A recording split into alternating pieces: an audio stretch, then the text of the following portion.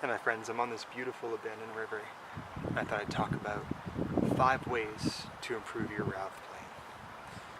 So I'm going to go through some tips that I have for new players or for advanced players to break the normal cycles that we get stuck in when we're playing these amazing instruments. So let's take a look. As players, we get used to playing in a certain direction and in a certain pattern. I find myself often making chords with the bottom notes.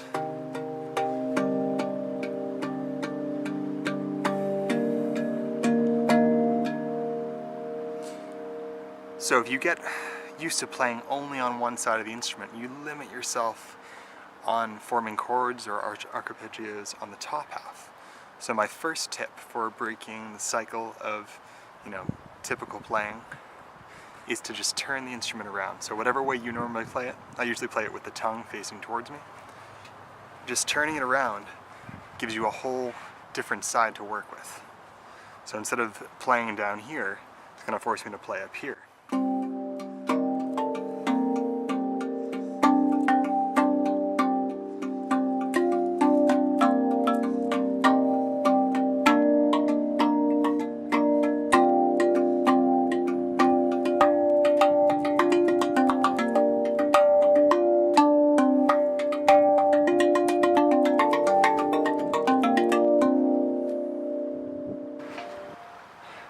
My second tip is to stop thinking about this instrument as a drum. Although it has percussive elements, this is a harmonic and melodic instrument. So you're able to play both chords and the harmonies to go along with those chords.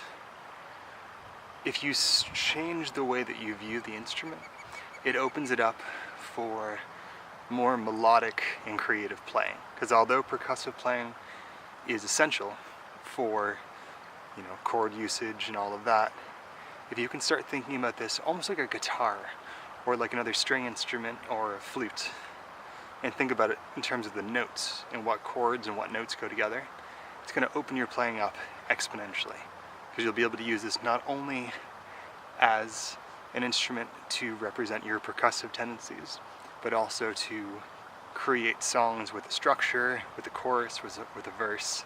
Even if you're not adding words to it, thinking about it like a melodic instrument allows you to do completely different things than just playing percussion on it. My third tip is to use parts of your fingers other than your thumb and your pointer. And although the thumb gives you one sound and a slap gives you another, you can use your knuckles,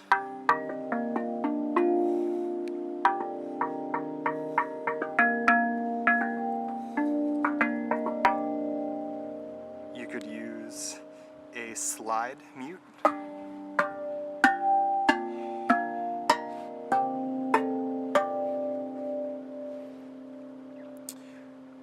You could also use muting techniques. You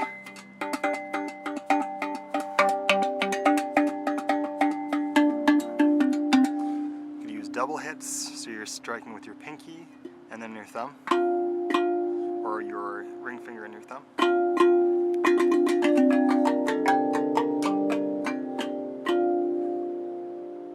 So get out of the habit of just using the thumb and the slap. There's a whole bunch of different sounds available to you. My fourth tip is to start using chords or triads or dyads. A triad would be 3 notes, a dyad would be 2 notes. These instruments are amazing, and like I was saying before, you don't have to play them just like a drum. On guitar, although you're keeping a rhythm with your hand by strumming, the other hand is choosing what notes to play, so that the rhythm has temporality within a chord structure. And I'll give you an example of playing chords. So if you can keep one hand, I'm just playing the bottom 2 notes. I'm using that L shape I talked about in my earlier videos. If you keep a chord shape, you can pretty much play anywhere on this instrument in any order, and it's going to sound good. But notes next to each other typically go well with a chord. So this is an example.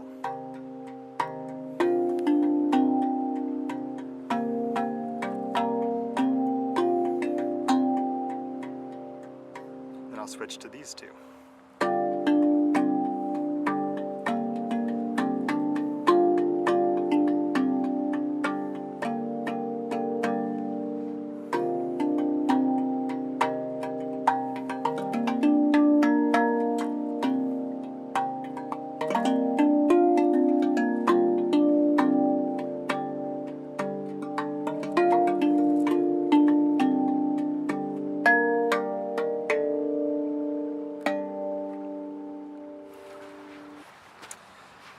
my fifth and final tip is to let go of the notion of a correct way of playing.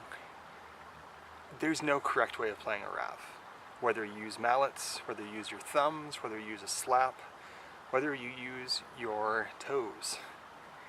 This instrument has no cultural heritage, so you're not tied to the obligations of a culture that an instrument comes from. Typically there's a lot tied up with an instrument, whether it's the steel drum, the saz, the rebab.